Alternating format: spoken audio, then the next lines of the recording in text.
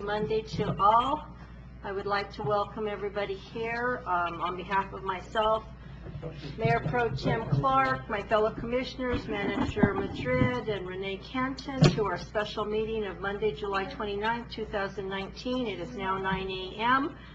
I will now call this meeting to order. Madam Clerk, would you please call roll? Honorable Sandra Wyatt. Here. Honorable Kathy Clark. She's here via phone, I hope. Here. Ah, there she is. Hi, Honorable Kathy. Raul Kessler. Present. Honorable Paul Baca. Here. Honorable Garcia Getty. Here. And Mayor we have quorum. Good thing. The first item on our agenda this morning is item C, new business. C1, discussion action resolution number 10-1920, approving the DFA fourth quarter report. Manager Madrid and Carol Kirkpatrick. Good morning, Mayor, Commissioners. Good morning. Thank you for all showing up. Good morning, Commissioner Clark. We appreciate your presence. The fourth quarterly report is a required report by DFA, and there's a few different pieces to it, and I'll go through them briefly and try and describe what they mean and what they're looking for. The first one is the cash report. It shows the beginning balance. The beginning balance is beginning of the quarter. That's right. And the ending balance is June 30th. Mainly they look for activity. They take these reports and summarize them and compare them to what we projected in last year's budget and make sure that we stayed in line with that. Our ending cash balances are healthy throughout the different funds. I won't go through them individually. What they look for, they don't want to see any negative ending cash, and if there is large excessive cash balances, they'll ask why, and we'll say we either put them into investments or we will put them into investments. So basically the ending cash, if you look on page 5, showed an increase in our cash balances of $2 million. That's a good thing.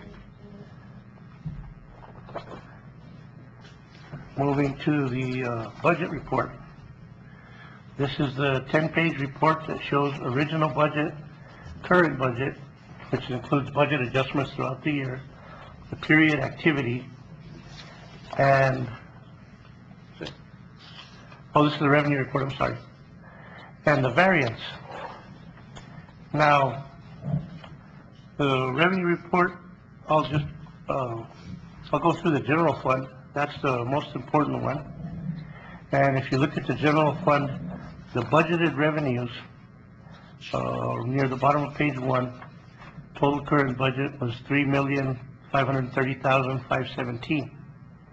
Actual revenues received is $4,270,494.42. That's about 20% over what we had projected. The budgeted revenues were fairly conservative. We are in an upward trend. You're going to see the same thing this year in the budget that we've developed for 1920. We are conservative in our estimates for general fund revenues. The trend in these revenues, the rate of increase may fall a little bit, but will stay very strong in the coming year. Normally they spike. You probably saw that a few years ago when Walmart was built, when the hospital was first under construction. You'll see a spike in these, but in our case, it's a pretty steady trend. It's not it's not huge, but it's good. Also, our small cities distribution from Department of Finance Administration was a lot larger than we had anticipated. So that is going to be growing again this year with the economy overall in the state. That's the revenue summary. The budget report, this is the one that's 27 pages, and it shows a summary of our expenditures, department by department and fund by fund. In general, I would like to, you can flip through and see the different departments.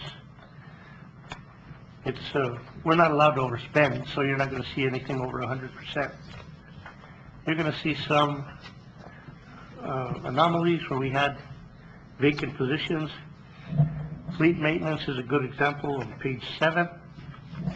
They only spent 65% of their budget. That's because of 2 vacant positions for about half the fiscal year. That's also going to look like an increase in expenditures this coming year because we're going to fill those positions. So compared to this year, next year we're going to spend a lot more money. It's going to look like that, but that's not truly the case.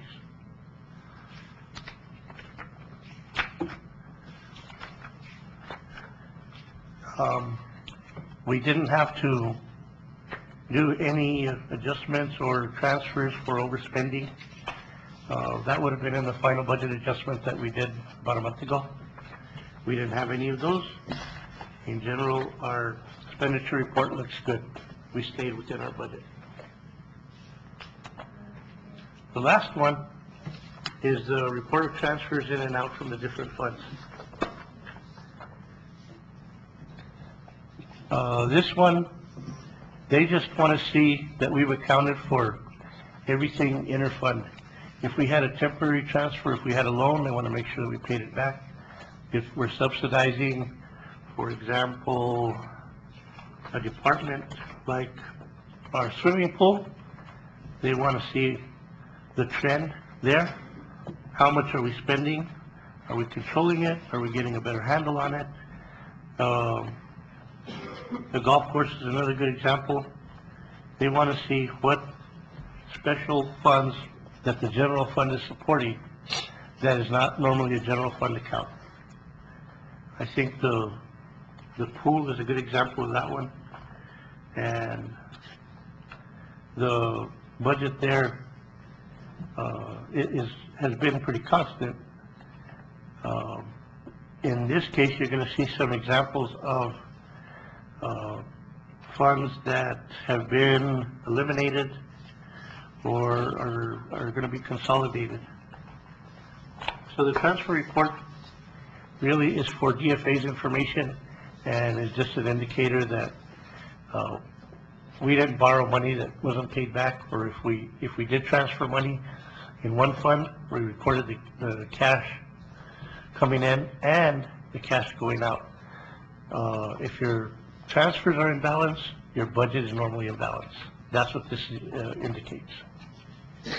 That is the summary regarding the fourth quarter report. I'm sure that DFA is going to be satisfied with it, and I ask for your approval. Thank you, Manager Madrid. Are there any questions from the commission? Commissioner Clark, do you have any questions? I don't hear you. Any questions, Commissioner Zaghetti? Sorry, Mayor, I'm Okay, no a problem. little bit unplugged. No, actually I don't, and I think that Manager Madrid's done a very good job summarizing this for us. Thank you. Thank you. Are there any other questions, comments, Just a concerns? quick question, Manager Madrid. So if I heard you explain it right earlier, you said that a lot of these places where we've come in under budget, we're going to see that in our new budget as an increase. So it's not necessarily an increase. We're just spending up to our limits. That's correct. And restaffing. What appeared to be increases, and I'm grateful for the explanation. Right. Community development's a good example. Fleet's a good example. We had vacancies in a few different areas for a long time. That reflected in our expenditure levels. Now that we rehire and restaff, they're going to go up, but back to where they should be, not to a higher level. Thank you for the Thank you, sir. explanation. Commissioner Baca, questions, comments, concerns? No? And I would just like Pretty to, good. I would just like to thank you all for your hard work and dedication in putting this together and keeping us afloat. Yeah. All right, I will stand for a motion to approve resolution number 1019/20, approving DFA's fourth quarter report as noted by Manager Madrid. So moved, Mayor. Second. I have a motion and a second to approve Resolution 1019/20. Is there any further questions, comments, or concerns? Hearing none, could I have a roll call, please? Honorable Sandra Whitehead, Yes. Honorable Kathy Clark, Aye. Honorable Ralph Fishner, Yes. Honorable Paul Baca, Yes. Honorable George Takei. Yes. Thank you, motion carries. Moving on to our next item on the agenda this morning, item C2, discussion action, resolution number 1119/20, adopting the final budget for fiscal year 2019-2020. Manager Madrid and Carol Capaccio. Mayor and Commissioners, before I start the same type of narrative for the final budget, I'd like to ask Carol to give her comments and viewpoints and whatever else she'd like to say before we get started. Thank you. Thank you, everyone. I do want to recognize Karen Salcedo. I promised she wouldn't have to talk this morning, but she does so much work behind the scenes, and she's really helped me. Where are we? What are we doing? So thank you for all your hard work keeping us afloat. Of course, this budget's a little bit smaller than what I'm used to dealing with, and it's different.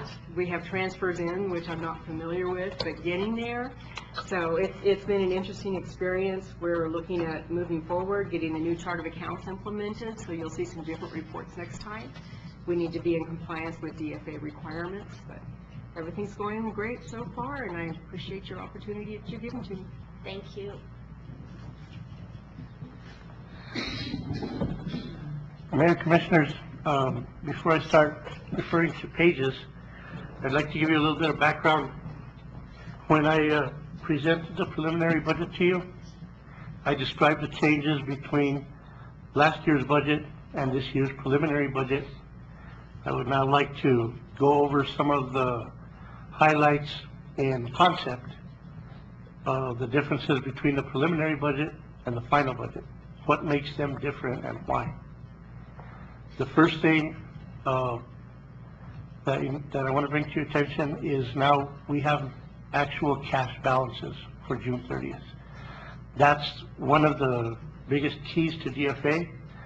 As a matter of fact, it's highlighted on page 1 because they want to make sure that, number one, you ended last fiscal year in a positive cash balance, and number two, you have the reserves to start the current year based on actual numbers. We can send them projections all day, but they want to see the actual basis that we're formulating our budget upon. That general fund cash balance is the key to the entire budget, both beginning and ending. We also have actual prior year revenues to use as a guide. This gives them a guide also. If we project our revenues at 110% of last year, we have to answer why in regard to the other 10%. If we project them at 95%, then it's pretty much a given that we're being reasonable in our estimates. So this is another key that DFA uses for comparison, is actual revenues to our projections. We also have some information that we did not have for our preliminary budget, including our final rates for employee benefits. And this is the health insurance. We also had a change in our PERA contribution. And individually, it may be minor, but overall, it can be substantial. We also got our new rates for risk management policies. This includes our general liability, our automobile, everything that's covered by our self-insurance fund. We now have those rates incorporated into our budget. We also have a lot of new rates for individual employee compensation. We're almost done implementing the compensation plans for each individual employee. We're going to move away from cost of living increases. Compensation will be based on increased capability, increased certifications, qualifications, and experience. We're having to develop some of our own standards. For an example, there's not a given standard for swimming pool employees. So we're adopting the Red Cross standards for lifeguard, advanced lifeguard, lifeguard supervisor, certified pool operator, because we think that those standards are recognizable and would be accepted. So those are the kinds of things that we're doing. You'll see some increases in compensation. Some more good news is that all the evaluations have been completed for all the employees, except some of the department heads, and that's on me. I still need to do the reviews for them and do the compensation adjustments for some of the employees, some of the department heads. The budget is also going to reflect some of the organizational changes that we've made. We no longer have a public works director, and we won't. We're going to use managers and streets and fleet and pool and facilities maintenance. So we're eliminating a director position. We've also eliminated the director of individual directors of water and wastewater, and Jesse Cole is director of both. So we've eliminated a position there. We will also be regenerating a position in community development. We will be advertising, we should already be advertising a events and tourism coordinator. That hiring will take place pretty soon, along with a lot of other hirings that have been on hold until the new fiscal year. So some of those are reflected in the budget that were not in place when the preliminary budget was presented to you. For that, I'm going to start on page 1 of the final budget. And again, refer to the adjusted ending cash balance. Any number positive there to DFA is a good number, because if you look at the column to the left, it says DFA local reserve requirements. That means not only are we finishing the year with positive balance, we're finishing the year with enough to start next year's budget, assuming it stayed at the same level. So that's a very good thing. Again, these are very conservative estimates. Last year, I think our ending cash estimate was about 40,000, and we ended up with over $1 million. So we'll have the same case next year. On page 2, you're going to see the subtotal in investments for the general fund of the $2,326,300. That number is up 115,000 from the preliminary. That's because we have some cash that we believe that we can invest for long term and still have the liquidity that we need. You'll also notice in net cash transfers for the CDBG fund, number 314. That's a correction of cash balances that had been hanging at DFA for a few months. That CDBG account had been closed for some time. They just haven't approved the way that we handle the transfer.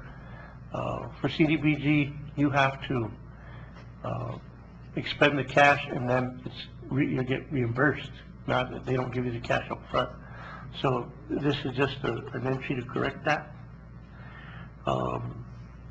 Another highlight that you'll see in the debt service funds, we've increased the investments there up to 1.4 million. That's up 125,000 from the preliminary budget. On page 3, the change in our revenue estimates, you'll see our actuals in municipal taxes of $2,059,985. Those are what we actually collected last year. Our budget is only based on revenues of 1.868 million. So it shows that we're very conservative. We're only estimating revenues at 91%, when we could actually estimate them at about 110%. Again, this is because we're only going to budget what we need, and we want to demonstrate that to DFA. It also demonstrates credibility to anytime we would want to issue bonds. Our consistency in meeting our budget estimates is one of the factors that they use to determine a bond rating. Little things like this all get rolled into one package in your financial statements. The brokers have a checklist that they go by. Little things like this can make a big difference. It's the difference between a B rating and an A minus rating. And we want to, if we can live with this budget, then we should. We should be responsible with the taxes of the people.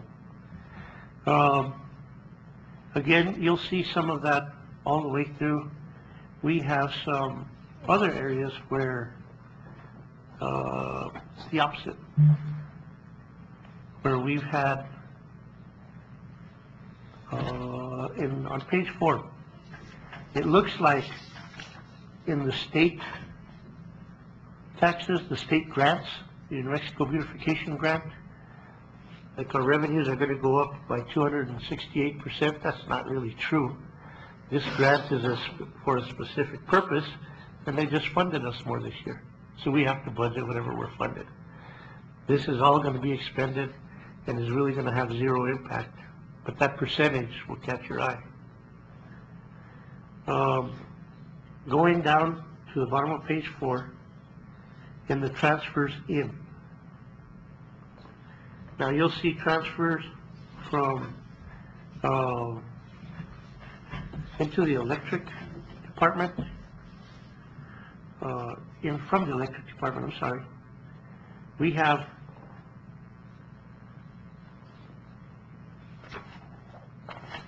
a larger cash requirement in the general fund because this is the year that we're going to partially reimburse the police department gross receipts tax fund for funds that were expended from there that should have been from the general fund. And I'm talking mainly about the animal shelter. The animal shelter is not a public safety issue, so we have to pay that fund back. And it may hurt for a couple of years, but it's really not going to hurt us too much. We can afford it this year. That's it on the recap. The other thing that I wanted to highlight were some of the recap funds on page 48. In Fund 309, you see the United States Department of Agriculture wastewater treatment plant. You see a spike of $6 million there. That's our major project. All of that money has to be spent on that project. It's not $6 million that just came in from somewhere. It's all for that project. It has to be expended for that. I just wanted to point that out, that is restricted. It looks really large and it's going to be nice for our local economy, but it's not available for spending anywhere else.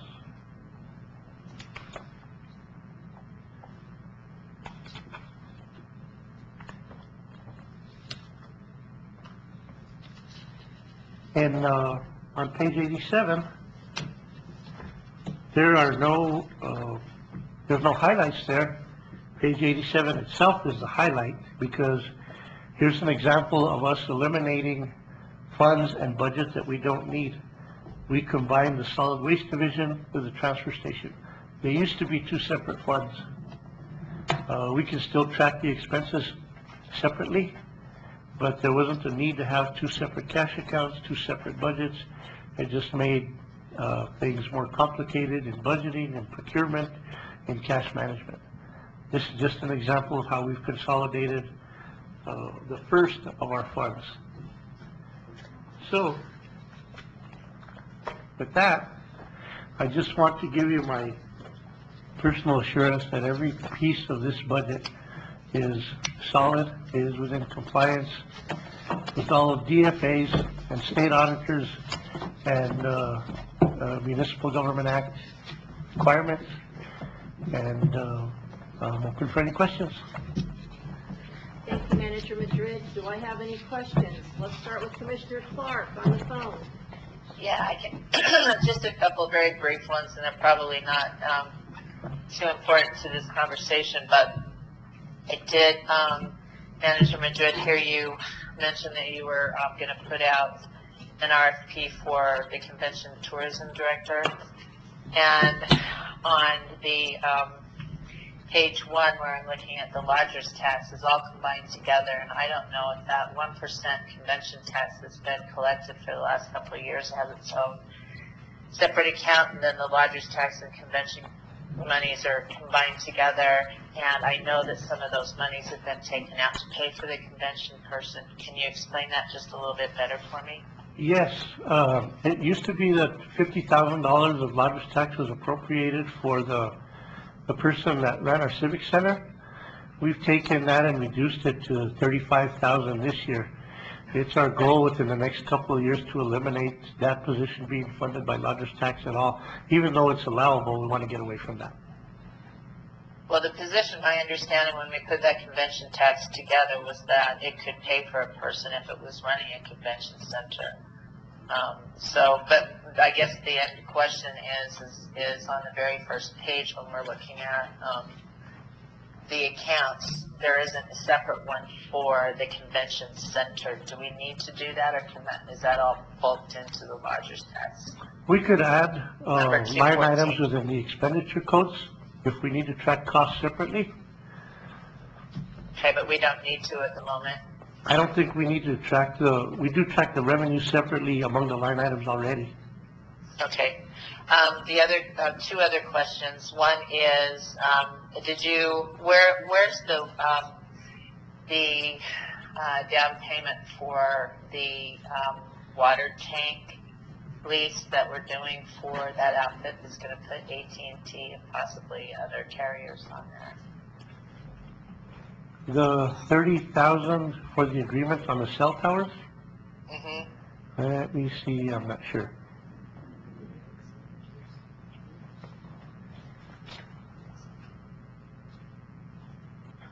Oh, come on. In the actuals on page 4, it should be part of that 32,000 in miscellaneous revenues. I'm sorry, communications lease, sorry. There's a line item set up for that. Okay, all right. And then communications lease, they're giving us a down payment, and then they're doing a $1,500 a month, or it was negotiable depending on how many carriers come onto that tank. Is that correct? That's correct. Okay, all right. Then the only other question, and this is probably something I should have asked when we were doing the preliminary budget, is we dumped that LEDA account.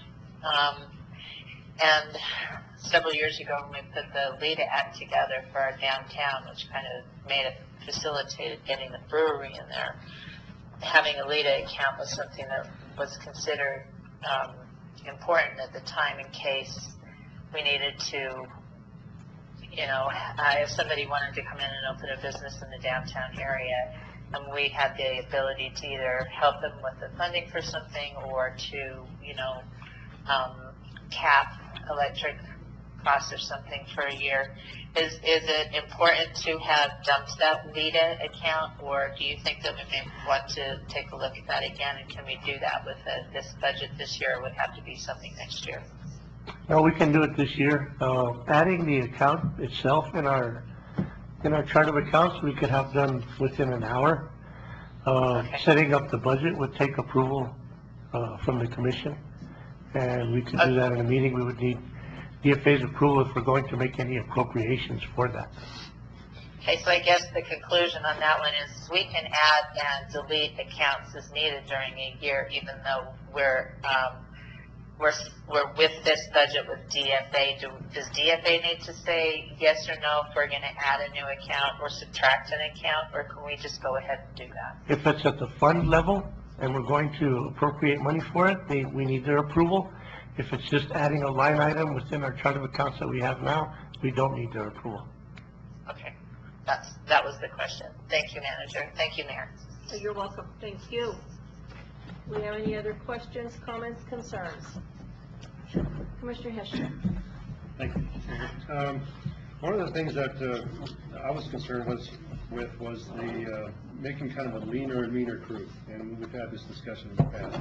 And I'm noting that you are going to do away with the public works director as well as the water wastewater, those two managers or directors, and combine those.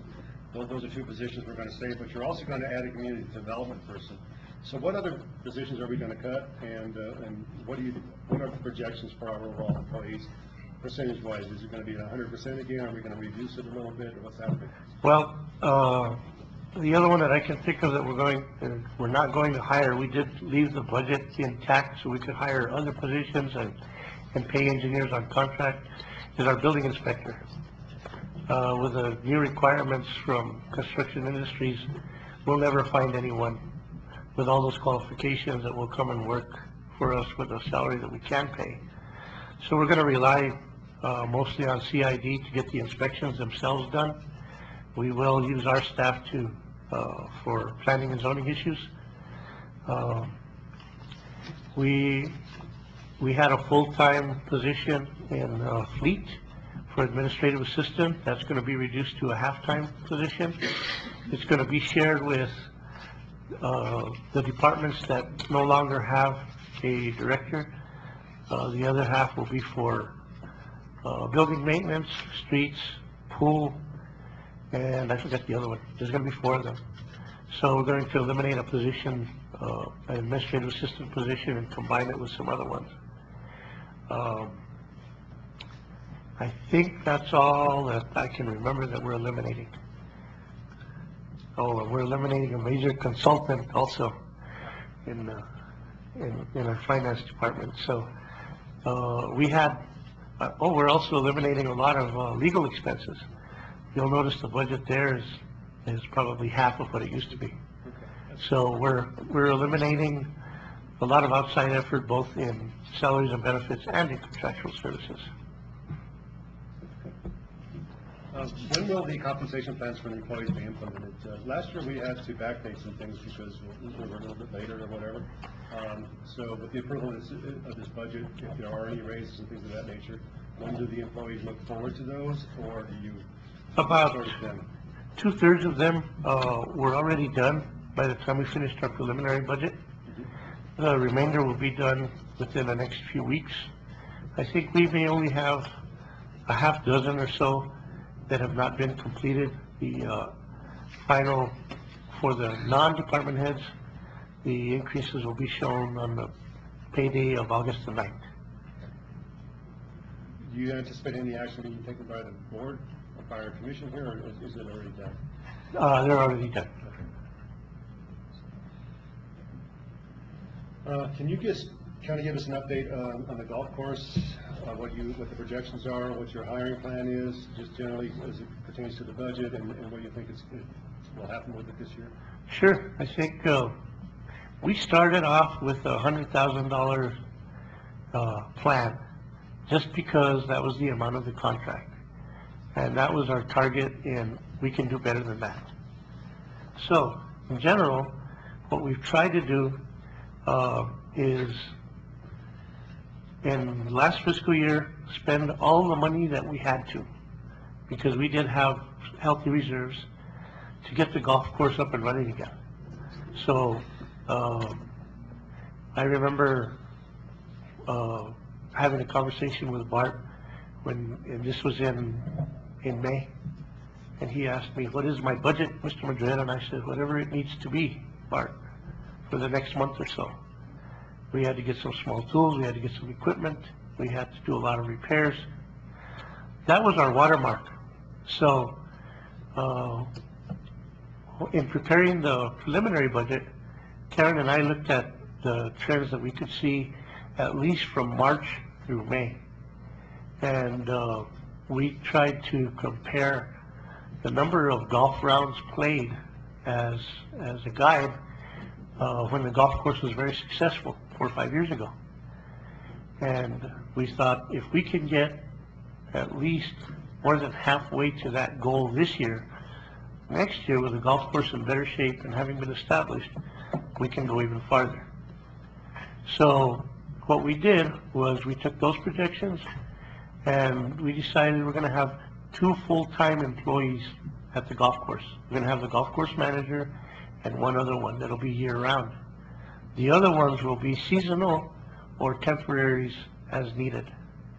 One thing that we are going to do is we're going to make sure that we have our Parks Department fully staffed, because generally what happened this year, and it was a burden to OJ, but it was a blessing to us, that his staff really was available immediately to help with getting the greens back in shape, to making sure everything was watered, to maintaining some of the sprinkler heads, and just getting us off the ground while we hired some capable people. So I have a feeling that that's going to involve in a lot of sharing of the staff and developing a lot more efficient way to run the golf course and still benefit the parks. In the first year, I think if we can minimize the transfer from the general fund, I don't think we have anything budgeted from the general fund. We do have some lodgers tax that we left funding there for. We're doing okay on our budget. One of the things that I need to finalize is the arrangement with the golf course manager. We need to go through a process of advertising, interviewing, negotiating. I'm going to ask the commission for permission and approval to enter into a contract with the golf course manager, because normally you have a PGA certified professional, Class A or Class B. Those are very hard to come by. But at a minimum, you want to have a professional that can give lessons, that can generate interest, that can do marketing, and that can get people interested in the game of golf. So I do want to mirror standard agreements that municipalities and universities have with professionals, and that's in sharing of the revenues to create incentive to attract good people. Normally, the professional gets to keep the revenues from the driving range, is allowed to give lessons while on duty. In this case, we even have a house for them to live in, so I will be asking for that. That may come with some additional budget, but that's something that we can address at mid-year. So this professional, is it going to be the same person as the golf course manager, and how does that work? Yes. Okay. We have to go through the process of advertising and interviewing, but yes, we'll have the golf course manager and one other support person year-round. And what we have done, that I can think of off the top of my head, is we have installed some sulfur burners, we've installed some additional pumps, we've changed out a lot of the sprinklers. I think we're still suffering from all of the buildup that's inside the lines, and that may be for a while. That's okay, we'll deal with it. We did get 20 new golf carts on lease. We have some new equipment, and we just hired a person that is capable of maintaining almost all of our golf course equipment on site. This also affects the budget or the receipts, and that is the liquor license. What's the status of that? I'm sorry? The status of the liquor license, which will also affect receipts for the golf course? I think we're still in the process of getting a release from the Alcohol and Beverage Control Commission because of the association with the former golf course contractor.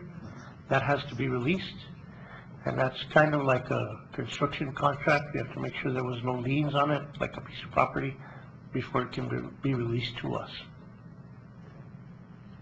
It has not been yet. All right, sir, thank you. And then last year, we had some issues with audit findings regarding cash registers, also the accounting for fuel usage at various locations. Are those rectified? Do you anticipate those audit findings being corrected, or what's the status of those? Well, we did correct some of them, but it was in the second part of the fiscal year, so I don't know whether they'll go away. They may be repeated with the comment that they've since been corrected. And that's going to be our response anyway, is that they've already been addressed. Okay, but those are still forefront in your mind, and you'll try to address those, get those things done. Yes, sir. All right, sir. I think that's all the questions I have for now. Thank you. Thank you, Commissioner Hessler. Commissioner Schetty, questions, comments, concerns? I think Commissioner Heschler's addressed all my concerns. I think you did too, yeah. I am awed and humbled by this budget. I don't have any specific comments or questions here at this time. I think, the fact that we are seeing an increase in revenues, and it is good, but, being prudent and, keeping our budget below that level, not counting your chickens before they're hatched. I think that's a very good thing to do, because having more money than you budgeted is always a good thing. And I think it speaks well for our economy that we are seeing these increases. Commissioner Baca, do you have any questions or comments? I do not. I think they did an amazing job presenting this to us. Good job. I have one more question. You may. The Thank floor you is for yours. prompting me. So, what, if anything, is going to be done about the dependency on the electric department? Are you addressing that? And I'd like to hear just a little bit about that. Well, we reduced the transfer from the electric department by a few $100,000. Yes. Then we realized we had to pay the police department back. So one of the reasons that we're underestimating our, not underestimating, projecting our revenues in the general fund is so that we can accumulate cash for next year in the first step to reduce the dependency on the enterprise funds. So we're going to accumulate a pretty good pile of cash so that year by year we reduce that transfer from the outside. Right, sir. That's what I wanted to hear. And I think that's always been one of our goals Yes. since way back when I can remember, is to reduce the dependency on the electric department. And, not all at one time, because again, there's emergencies that come up and things that, happen that we need the money. But to try and reduce the use of that money is a great source that we have always wanted to do, and it seems, hope to get there one of these days. Again, I want to thank each and every one of you. I know Carol's only been on a short time, but I look at you doing a great job for the city of Truth or Consequences. Manager Madrid, you've been on for a little over 7 months, and you've done a fabulous job. Karen, you've been on quite a while, and keep up the good work. Learn from these people every day. We learn something new and important, and teach them. Not only learn from them, but teach them. And thank you. This Madam looks Mayor, wonderful. I did want to add one thing here, and it does affect. I'm going to be bringing back for the commission an item that the PUAB started about a year ago, and that is redoing the way we call it the energy cost adjustment is calculated on the electric rates. Right. And I just got all of the last year's data from Bo in the electric department, so I have to crunch it through, and what I'm looking for is a way to make sure when we do this calculation that it sets us up really for the future, because that cost adjustment it's been the same number for the last 10 years, and it's supposed to be adjusted to keep up with current costs. And so I want to set it up so it doesn't have a huge impact on our revenues, but at the same time prepares us to adopt to future increases. And I'm going to be bringing that probably the next month or so back in front of the commission, and then we can look at it. And now, the question would be whether we want to, postpone adopting that until the next budget year, or if the numbers are close enough, we may be able to bring it in sooner than that. But I just wanted to let you know that that's going to be coming back up. Commissioner, you make a very good point. I think one of our goals, and this will be probably in months, not weeks, because we need to get comfortable with everything in our systems, all the data that we collect, the history that we have, the way that it's been expressed in our financial statements. There's knots that we have to untie in our reporting, and we have to figure that out. But one thing that's been brought to our attention by USDA is we really need to do a review of our water and wastewater rates and our solid waste rates. And they should be at least explained, or maybe even restructured in a way that makes sense but is simple. A certain portion for our operating costs, a certain portion for expansion, a certain portion for system maintenance, and then a certain portion that reflects the kind of cost, whether it's based on consumer price index, whether it's based on the cost of the utility itself in terms of water or electricity, something that the consumer can look at and say, I know exactly why I'm paying this amount. Thank you, Mayor.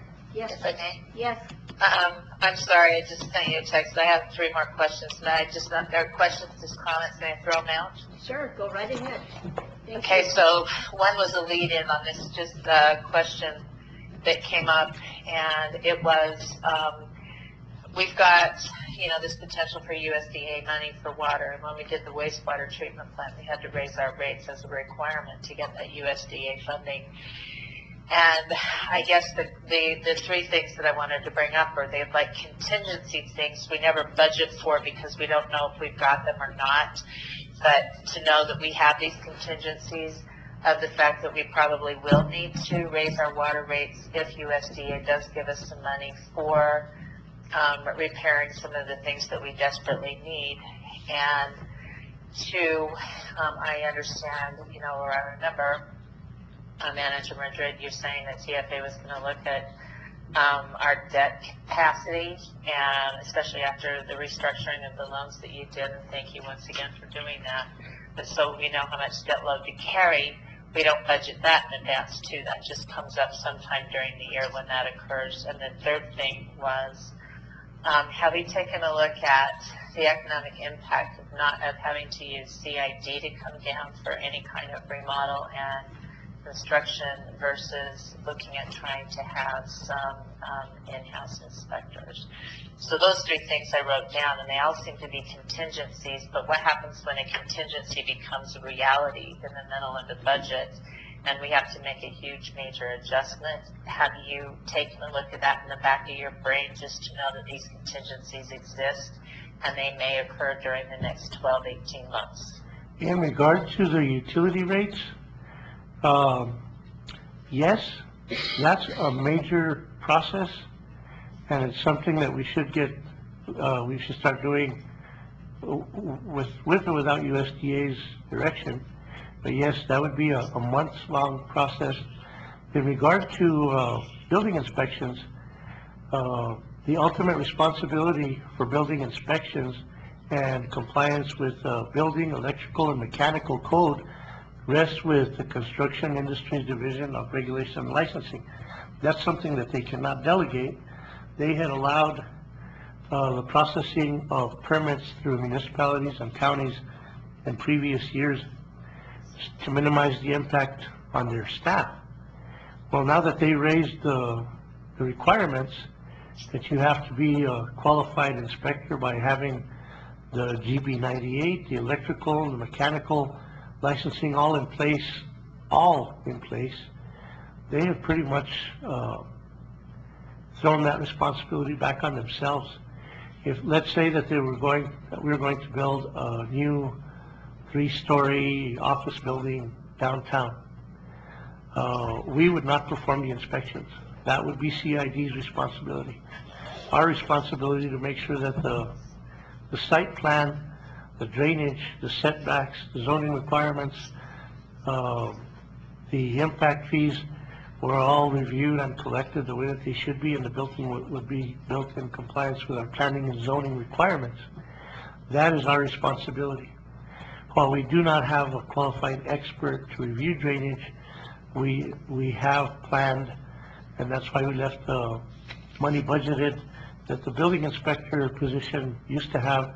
That's to pay engineers as we need them to review the plans and review the site plans and the drainage plans for any projects that come up. So no, we will not be doing inspections. That responsibility falls on the state. We do have contingency plans for our other requirements. Yeah, okay. Well, thank you. And then what about the debt analysis the TFA was going to do for us? That wasn't going to be by DFA, that was by the New Mexico Finance Authority. It was NMFA? Yeah, Okay. NMFA. And that's where they allowed us, just with them and the budget that we had in place last year, that's where they allowed us to finance another 2.2 million. We haven't requested an overall evaluation from all of our other funds. We could get that from a broker-type entity. I used to deal with Dave Rauscher, HBSC, something like that. Anyway, they do an entire debt analysis for all your funds, all your fund types over the next 20 years. Similar to what NMFA did, just with what we have in place with them. That hasn't been done yet. I'm not sure whether that requires an RFP, because there are companies that will do that pro bono. I haven't had that done yet, Commissioner. Okay, those are just questions. They were contingency questions. They weren't directly to the budget, but thank you for letting me ask them, Mayor. Thank you, Commissioner Clark. Are there any further questions, comments, or concerns? Hearing none, I will stand for a motion to approve resolution number 11-1920, adopting the final budget for fiscal year 2019-2020 as presented by Manager Morris Madrid. I'll make that motion. I have a motion and a second to approve resolution number 11-1920, adopting the final budget. Are there any further questions, comments, or concerns? Commissioner Clark, did you have something else? No, I'm good. Thank you very much. Okay, all right. I think she was going to jump in and make the motion or second the motion. All right. Madam Clerk, hearing no other questions, can you have a roll call, please? Honorable Sandra Whitehead, Aye. Honorable Kathy Clark, Absolutely, yes. Honorable Ralph Peschler, Yes. Honorable Paul Baca, Yes. Honorable George Seghetti. Yes. Motion carries. Congratulations and thank you, thank you, thank you. Thank you, Commissioner. Yes. Do I have a motion to adjourn? I move. We adjourn.